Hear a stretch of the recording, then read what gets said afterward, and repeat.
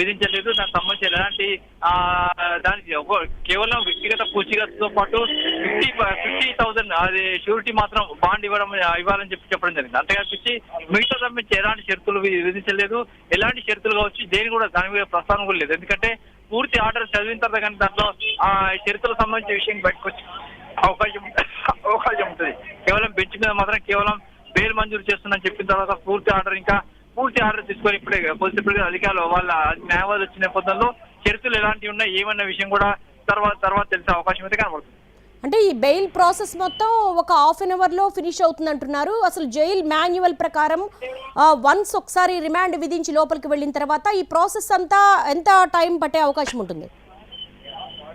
ఏ remind ఖైదైనా jail లోపలికి వెళ్ళిన తర్వాత మినిమం ప్రాసెస్ రిసెప్షన్ సెంటర్ లో మినిమం ప్రాసెస్ ఉంటుంది. ఆ మినిమం ప్రాసెస్ అంటే రిమైండ్ సంబంధించిన ఖైదీకి సంబంధించిన పూర్తి వివరాలతో పాటుగా అతనికి సంబంధించిన వ్యక్తిగత సమాచారంతో పాటుగా అతను చేసిన నేరానికి సంబంధించిన శిక్షకు సంబంధించిన వాటితో పాటుగా తర్వాత అతన్ని ఏ బ్యారెక్ లో అంటే ఎక్కడ బ్యారెక్ చేయాలి, ఎక్కడ బ్యారెక్ ఒకరు విఐపీ అయితే ఏ బ్యారెక్ చేయాలి, సాధారణ వ్యక్తి అయితే ఎక్కడ బ్యారెక్ చేయాలనే విషయం కూడా పూర్తిగా అక్కడ చర్చిస్తారు. అంతేకాకుండా అక్కడ చేయడానికి లోపలికి ఒక రిమాండ్ ఖైదీ అటు రిమాండ్ చేసిన వ్యక్తి లోపలికి జైలు లోపల అడుగు పెడితే దాదాపు రిసెప్షన్ సెంటర్ లోనే దాదాపు అరగంట నుంచి 40 నిమిషాల సమయం పడుతుంది.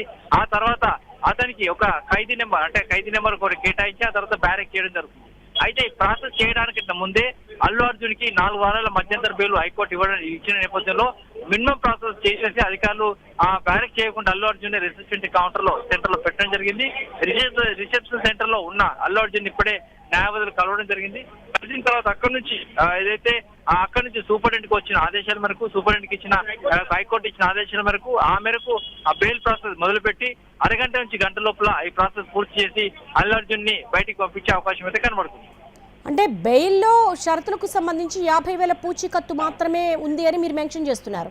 కానీ సాధారణంగా ఇలాంటి రిమాండ్ ఖైదీలకు పాస్పోర్ట్ హ్యాండ్ ఓవర్ చేయాలని, పోలీసుల అనుమతి లేకుండా అసలు రాష్ట్రాన్ని వదిలి వెళ్ళకూడదని ఇలాంటివన్నీ షరతులు ఉంటాయి. కానీ ఈ కేసు చాలా భిన్నమైందా? ఈ కేసు సంబంధించినట్లయితే అసలు మొదటి నుంచి కూడా అల్లు అర్జున్ న్యాయవాదులు ఒకటే చెప్తున్నారు, మాకు ఈ కేసుకి ఎలాంటి సంబంధం లేదు. మేము అక్కడికి అంటే అల్లు అర్జున్ అక్కడికి వెళ్ళినప్పుడు అక్కడ జరిగిన గొడవ కావచ్చు, తొక్కిస్తాడ కావచ్చు ఎలాంటి సంబంధం లేదు. సంధ్యా థియేటర్ లో సాధారణ వ్యక్తిలాగా మాత్రమే అల్లు అర్జున్ సినిమా చూడడానికి వెళ్ళడం జరిగింది. అక్కడ జరిగిన గొడవ కావచ్చు, ఆ తొక్కిస్తాట కావచ్చు, ఆ చనిపోవడానికి కారణం కాదు.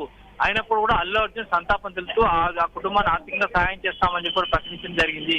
కాబట్టి ఈ కేసుకు సంబంధించి మాకు మినహాయింపు ఇవ్వండి, స్క్రాచ్ చేయండి అని చెప్పి ఇప్పుడు చెప్పడం జరిగింది. అయితే ఇప్పుడు కూడా ఈ కేసు సంబంధించి చూసినట్టే మాకు ఈ కేసుతో సంబంధం లేదు. ఈ కేసు అక్కడ మాకు ఎఫ్ఐఆర్లు చేశారు, నిందితులు చేశారు, అరెస్ట్ చేశారు, అరెస్ట్ అక్రమం, రిమాండ్ అక్రమం, కాబట్టి ఈ కేసు సంబంధం లేదని చెప్పడం జరిగింది. అయితే తీవ్ర నేరాలు చేసిన వాళ్ళకి మాత్రమే మీరు చెప్పినట్లు పాస్పోర్ట్ సీజ్ చేయడం కావచ్చు, లేకుంటే బయటికి వెళ్లకుండా ఉండడం కావచ్చు, లేకుంటే ప్రయాణం మీద ఆంక్షలు విధించడం కావచ్చు, లేకుంటే పాస్పోర్ట్ ని సరెండర్ చేయడం, ఇలాంటి ఆంక్షలు తీవ్ర నేరాలు చేసిన వాళ్ళకి మాత్రమే ఉంటాయి.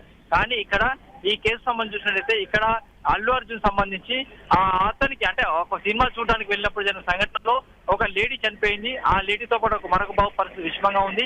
కాబట్టి అక్కడ నాకు సంబంధం లేదు, అయినప్పుడు కూడా నేను ఆ కుటుంబానికి సానుభూతి తెలుసు, ఆర్థిక సాయం చేస్తానని చెప్పిన నేపథ్యంలో డైరెక్ట్ గా కేసు సంబంధం లేదని చెప్పి వీళ్ళు వాదించిన నేపథ్యంలో దాన్నే పరిగణలో తీసుకొని ఎలాంటి షరతులు కూడా అటు కోర్టు విధించలేదని చెప్పి మనకు వస్తున్న సమాచారం. కాబట్టి కేవలం షూరిటీతో పాటుగా కొంత డబ్బు అంటే నగదుని డిపాజిట్ చేయాలని చెప్పి దానికి సంబంధించి తప్పించి మిగతా షరతులు అయితే ఏం విధించలేదు.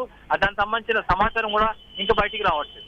Right Ramesh Vaitla, thanks for the live updates. ప్రస్తుతానికైతే బెయిల్ పేపర్స్